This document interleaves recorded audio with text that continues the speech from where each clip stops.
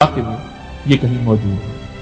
ان کا خروج تب ہوگا جب حضرت عیسیٰ علیہ السلام دجال کی قتل کر دیں گے، تب اللہ کے حکم سے یاجوج ماجوج کے رستے میں حائل مضبوط دیوار ڈھا دی جائے گی۔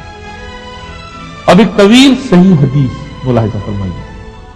حضرت ابو سعید رضی اللہ تعالیٰ عنہ سے روایت ہے کہ رسول اللہ صلی اللہ علیہ وآلہ وسلم نے فرمایا کہ جب یاجوج ماجوج کا اخراج ہوگا تو لوگ ان سے بھاگ کر اپنے شہروں اور قلعوں کی راہ لیں گے اور اپنے ساتھ اپنے مویشی بھی لے جائیں گے۔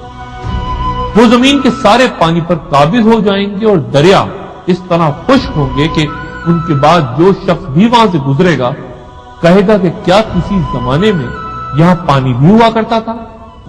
پھر اللہ تعالیٰ ان لوگوں کی طرف ایک کیڑا بھیجے گا جو ان کی گردنوں پر حملہ آور ہوگا، چنانچہ وہ سب مر جائیں گے۔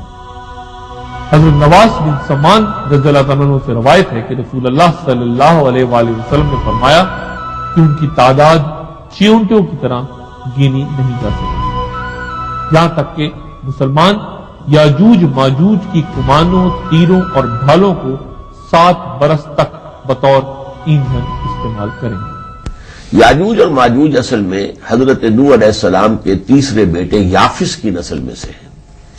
حضرت نوح علیہ السلام کے 3 بیٹے تھے، سام جن سے سیمیٹک، سامی النسل، یہ عرب بھی سیمیٹک ہے اور جیوز بھی سیمیٹک ہے، چونکہ یہ سب کے سب جو ہے اسی سامی النسل ہے، اور دوسرے حام اور تیسرے یافس۔ حام سے میں سمجھتا ہوں کہ ایرین جو قبائل ہیں، انڈیا اور اپنا یہ ایران اور پھر ادھر اندر جا کر گریکس اور جرمنز وغیرہ، یہ جو ہے یہ ایرینز ہیں۔ اور پھر ایک ہے یہ یافس۔ یافس جو ہے وہ پہاڑی سلسلے کو کراس کر کے اور جا کر شمال میں آباد ہو گئے تھے، تو وسط ایشیا کا جو پہاڑی سلسلہ ہے اس کے اوپر یہ تھے، یہاں یہ پھیلے ہیں۔ ان کے بیٹے 10-12 تھے، ان میں سے 2 کا نام یاجوج اور ماجوج ہے، تو انہی میں سے یہ اقوام میں سے یاجوج اور ماجوج ہے۔ آخری جنگ حضرت مسیح علیہ السلام کی ان سے ہوگی۔ وہ کہاں ہے اس وقت؟ وہ انہی ملکوں کے اندر ہے، یاجوج ماجوج۔ یہ قومیں جو دنیا کے اندر ہے یاجوج ماجوج ہیں۔ اچھا، دو لوگ ہیں یا قوم یاجوج کی نسل، ماجوج کی نسل۔ اچھا، جیسے حضرت سام کی نسل ہے، یہ ساری عرب بھی ہے اور یہ یہودی بھی ہے، یہ سب حضرت سام کی نسل ہے۔ تو یعنی 2 قوموں کو جی یاجوج ماجوج کہا یاجوج گیا، ماجوج کہا گیا، اور ان قوموں سے پھر جنگ ہوگی عیسیٰ علیہ السلام کی۔ اچھا، اس کے بعد پھر کیا ہے؟ اور بڑی زبردست ان کی طاقت ہوگی۔ الفاظ یہ آتے ہیں قرآن میں کہ وہ ہر اونچائی کے اوپر سے اترتے ہوئے نظر آئیں گے، تو چونکہ یہ پورا جو ہے سینٹرل ایشیا کا جو پہاڑی علاقہ ہے، اس کے اوپر سے جیسے کہ کبھی نیفا میں جو جنگ ہوئی تھی چائنا کی اور انڈیا کی، تو اس میں بھی الفاظ آئے تھے کہ waves after waves of Chinese soldiers coming down the slopes of the Himalayas, اس طرح کا ایک نقشہ کھینچتا ہے، من کل حدب ینسلون۔ پھر ان سے جو ہوگی اصل میں وہ جنگ نہیں ہوگی، بلکہ اللہ تعالیٰ ایک معجزے کے ذریعے سے انہیں ختم کرے گا۔ یاجوج ماجوج کے فتنے سے حفاظت کا کام عیسیٰ علیہ السلام بن مریم کے سپرد ہوگا۔ حضرت عیسیٰ علیہ السلام جن کا دوبارہ نزول 33 برس کی عمر میں ہوا ہوگا، یاجوج ماجوج کی ہلاکت کے بعد انتقال فرما جائیں گے، اور مسلمان ان کی نماز جنازہ ادا کر کے انہیں مسجد نبوی میں رسول اللہ صلی اللہ علیہ وآلہ وسلم کے پہلو میں دفنائیں گے۔ وقتی ترتیب سے یاجوج ماجوج کے بعد 4تھی بڑی علامت مغرب سے طلوع آفتاب ہوگی۔ اس کی تفصیل اس روایت میں ہے جسے حافظ ابو بکر بن مردویا نے اپنی تفسیر میں حضرت عبداللہ بن ابی اوفا رضی اللہ تعالیٰ عنہ کے حوالے سے یوں نقل کیا۔ وہ کہتے ہیں کہ میں نے رسول اللہ صلی اللہ علیہ وآلہ وسلم کو کہتے سنا کہ لوگوں پر ایک رات ایسی آئے گی جو ان کی عام 3 راتوں کی برابر ہو، نفل عبادت کرنے والے اس کو پہچان لیں گے۔ ان میں سے کوئی کھڑے ہو کر اپنے حصے کی نماز پڑھے گا، پھر سو جائے گا، پھر کھڑے ہو کر اپنے حصے کی نماز قرآن پڑھے گا، پھر سو جائے گا۔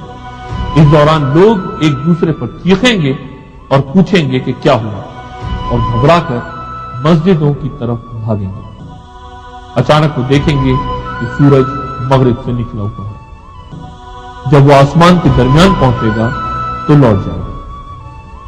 حافظ بہیقی نے الباس منشور میں ابن مسعود رضی اللہ تعالیٰ عنہ کی سند سے روایت نقل کی ہے جس میں یہ الفاظ ہیں: اس رات آدمی اپنے پڑوسی کو آواز دے گا کہ اے دوست، آج رات کیا بات ہے کہ میں جی بھر کے سویا اور اتنی نماز پڑھی کہ میں تھک گیا۔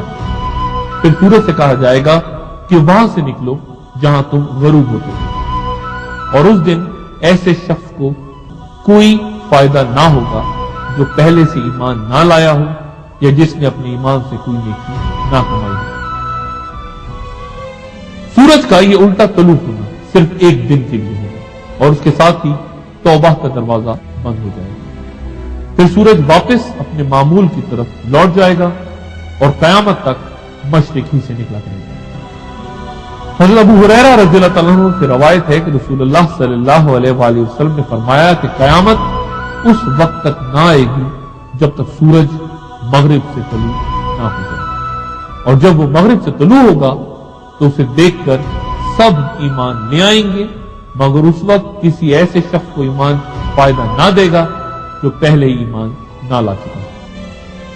سورج کے مغرب سے طلوع ہونے والی علامت کی ایک جڑواں علامت بھی ہے، یا تو یہ علامت مغرب سے طلوع آفتاب سے پہلے ہوگی یا اس کے فوراً بعد، اور اس کے بارے میں اللہ تعالیٰ فرماتے ہیں: اور جب قیامت کا وعدہ ان پر پورا ہو جائے گا تو ہم ان کے لیے زمین سے ایک جانور نکالیں گے جو ان سے باتیں کرے گا، کیونکہ کافر ہماری باتوں پر یقین نہ لاتے۔ یہ جانور بھاری بھرکم ہوگا، اور چند روایات میں ہے کہ یہ صفا کے پہاڑ کے شگاف سے نکلے گا، اور جب لوگ کعبہ شریف میں ہوں گے تو وہ حجر اسود اور مقام ابراہیم کے درمیان چیخ چیخ کر لوگوں کو خوف زدہ